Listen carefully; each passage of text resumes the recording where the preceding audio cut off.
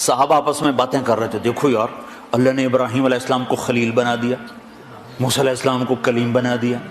داؤد علیہ السلام کے لیے لوہا نرم کر دیا،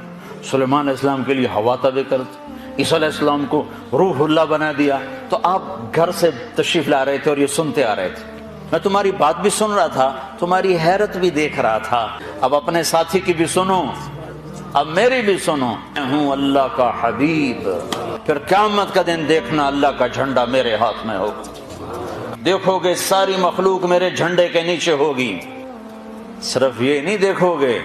کہ لوگ میرے جھنڈے کے نیچے ہیں، آدم علیہ السلام سے لے کر عیسیٰ علیہ السلام تک سارے نبی بھی میرے ہی جھنڈے کے نیچے ہوں گے،